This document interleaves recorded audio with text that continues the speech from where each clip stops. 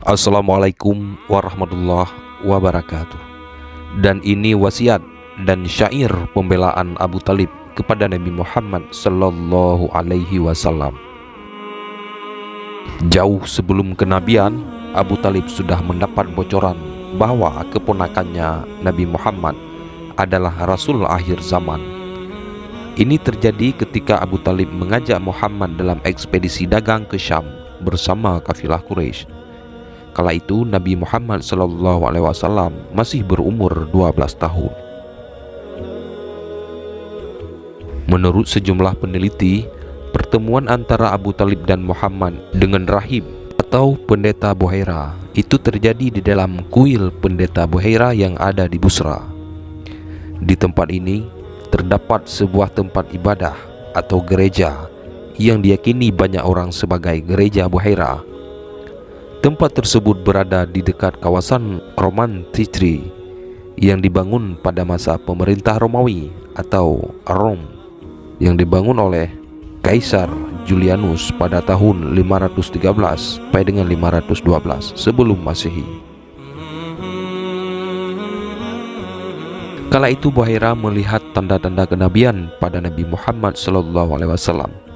Kemudian pendeta ini menanyakan kepada Abu Talib, "Apa hubunganmu dengan anak kecil itu?" Abu Talib menjawab bahwa Muhammad adalah anaknya. Buhaira membantah, "Ia bukan anakmu, dan semestinya anak itu tidak memiliki ayah yang masih hidup." Abu Talib menjawab, "Ia keponakanku atau anak saudaraku. Ayahnya telah meninggal ketika ibunya masih mengandung. Bawalah segera pulang anak itu dan jagalah ia dari orang-orang Yahudi.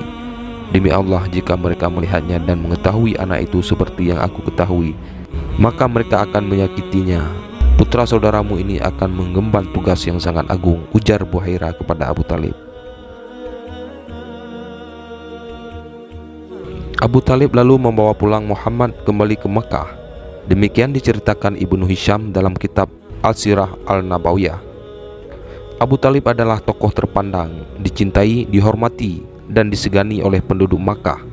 Beliau dihormati bukan semata-mata karena kedudukannya, tetapi lebih-lebih karena budi pekertinya yang luhur, jiwanya yang besar, kepribadiannya yang tinggi, dan tindakannya yang senantiasa adil.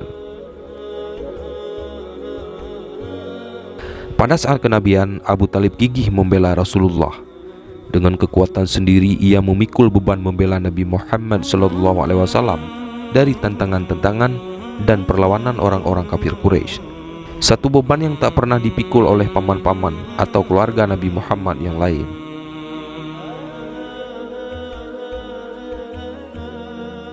Al-Hamid Al-Husaini dalam bukunya yang berjudul Sejarah Hidup Imam Ali bin Abi Talib radhiyallahu anhu, dia menulis penilaian yang semacam itu terhadap Abu Talib diterima bulat oleh para sejarawan dari segala mazhab. Abu Talib berbuat demikian didorong oleh pandangannya yang luas, penglihatan hati dan fikirannya yang tajam, tekad serta semangatnya yang tak terpatahkan. Suatu kali Abu Talib melihat putranya Ali secara diam-diam bersembahyang di belakang Rasulullah. Diamatinya, putra yang masih muda belia itu telah menjadi pengikut Nabi Muhammad. Begitu melihat ayahnya, Ali segera menghadap kepadanya, kemudian berkata, "Ayah, aku telah beriman kepada Allah dan Rasul-Nya. Aku mempercayai dan membenarkan agama yang dibawa olehnya, dan aku bertekad hendak mengikuti jejaknya." Mendengar pernyataan putranya yang terus terang tanpa dibikin-bikin, Abu Talib berkata, "Sudah pasti ia mengajakmu ke arah kebajikan. Oleh karena itu tetaplah engkau bersama dia." Di lain waktu Abu Talib melihat putranya sedang berdiri di sebelah kanan Nabi Muhammad SAW yang siap menunaikan sembahyang. Dari kejauhan Abu Talib melihat putranya yang seorang lagi, yaitu Ja'far. Ja'far segera dipanggil, kemudian diperintahkan, "Bergabunglah engkau menjadi sayap putra pamanmu di sebelah kiri, dan bersembahyanglah bersama dia." Abu Talib seorang pemimpin yang mempunyai kebijaksanaan tinggi. Ia tidak berisi tegang leher mempertahankan kebekuan zaman dan tidak menghalang-halangi hadirnya masa mendatang yang lebih cemerlang. Kebijaksanaan yang tinggi itu tercermin benar dari wasiat yang diucapkannya pada detik-detik menjelang ajarnya, yang ditujukan kepada orang-orang Quraisy. Begini bunyinya: "Wahai orang-orang Quraisy, kuwasiatkan agar kalian senantiasa mengagungkan rumah itu, yaitu Ka'bah, sebab di sanalah tempat keridhaan Tuhan dan sekaligus juga merupakan tiang penghidupan. Eratkanlah hubungan silaturahmi, janganlah sekali-kali kalian putuskan. Jauhilah perbuatan zalim. Betapa banyak sudah generasi-generasi terdahulu hancur binasa karena zalim. Wahai orang-orang Quraisy, sambutlah dengan baik orang yang mengajak ke jalan yang benar, dan berikanlah pertolongan kepada setiap orang yang membutuhkan, sebab dua perbuatan terpuji itu merupakan kemuliaan bagi seseorang selagi ia masih hidup dan sesudah mati. Hendaknya kalian selalu berkata benar dan setia menunaikan amanat. Kuwasiatkan kepada kalian supaya berlaku baik terhadap Muhammad, sebab ia orang yang paling terpercaya di kalangan Quraisy dan tidak pernah berdusta. Apa yang kuwasiatkan kepada kalian, semuanya telah terhimpun padanya.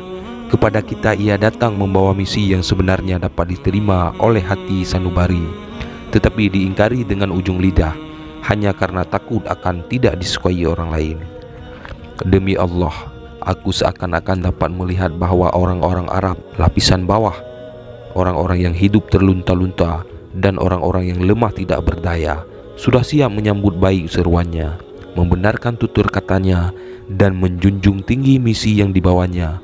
Bersama mereka, itulah Muhammad mengarungi ancaman gelombang maut.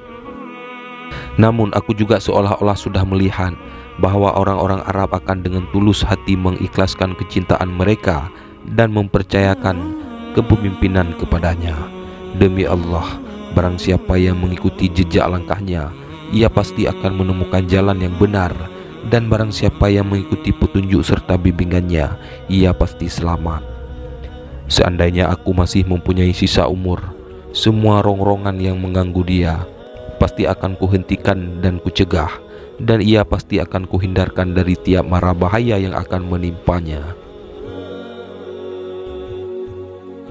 Talib bukan hanya mengenal kebenaran Nabi Muhammad, tetapi juga mengenal pribadi beliau dengan baik. Ia paman beliau, pengasuh dan pemelihara beliau sejak kanak-kanak sampai dewasa. Dalam waktu yang amat panjang, Abu Talib menyaksikan sendiri bagaimana praktik kehidupan Nabi Muhammad SAW sehari-hari.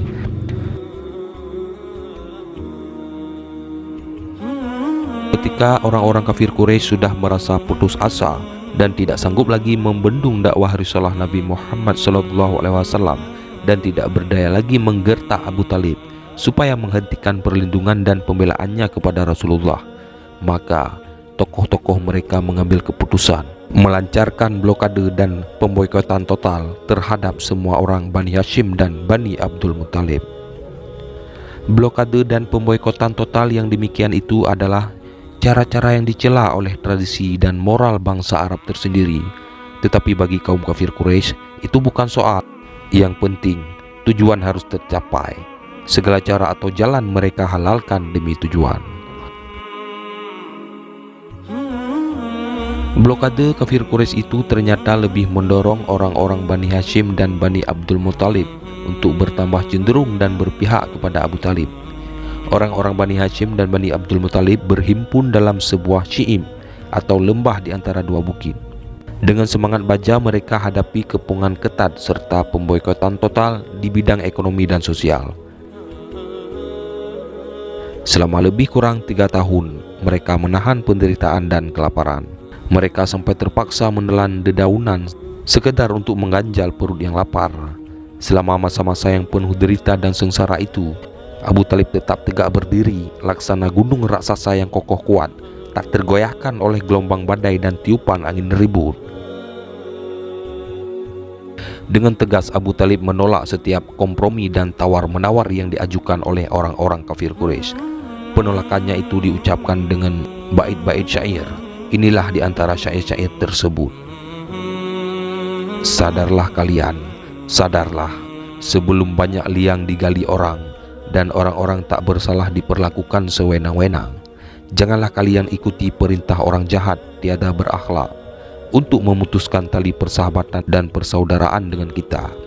Demi Tuhan penguasa Ka'bah, kami tak akan menyerahkan Muhammad ke dalam mara bahaya yang dirajut orang-orang penentang zaman, sebelum terbedakan mana leher kami dan mana leher kalian, dan sebelum tangan berjatuhan ditebas pedang mengkilat tajam.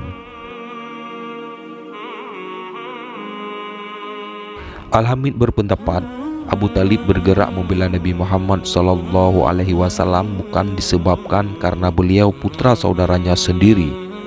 Abu Talib menyingsingkan lengan baju karena Nabi Muhammad seorang yang menyerukan kebenaran dan mengajak manusia ke arah kebajikan. Ia membela kebenaran dan bukan membela kekerabatan. Ia menentang dan melawan saudaranya sendiri, Abu Lahab, karena ia tahu Abu Lahab berada di atas kebatilan. Tentang berapa adil dan jujurnya Abu Talib dapat pula disaksikan dari peristiwa berikut.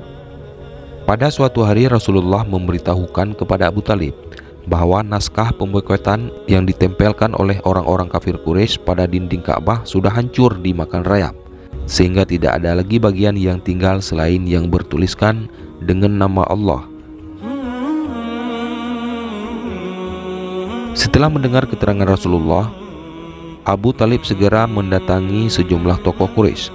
Kepada tokoh-tokoh kafir Quraisy itu, Abu Talib berkata dengan lantang, "Hai orang-orang Quraisy, putra saudaraku telah memberitahu kepadaku bahwa naskah pemboikotan yang kalian tulis dan kalian gantungkan kepada Ka'bah sekarang sudah hancur. Tengoklah naskah kalian itu. Kalau benar terjadi seperti apa yang dikatakan oleh Muhammad, hentikanlah pemboikotan kalian terhadap kami. Tetapi jika Muhammad ternyata berdusta, ia akan kuserahkan kepada kalian." Abu Talib mengatakan semuanya itu hanya berdasarkan kepercayaan yang penuh kepada Nabi Muhammad SAW. Ia sendiri belum pernah melihat bagaimana keadaan naskah yang tergantung pada dinding Ka'bah. Tokoh-tokoh Quraisy merasa puas dengan kesediaan Abu Talib menyerahkan Nabi Muhammad SAW bila terbukti beliau berdusta.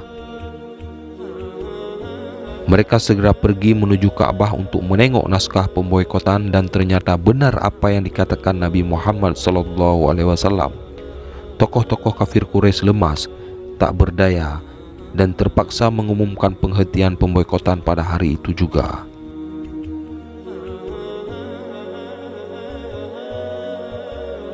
Aksi komplotan mereka berakhir dengan kegagalan.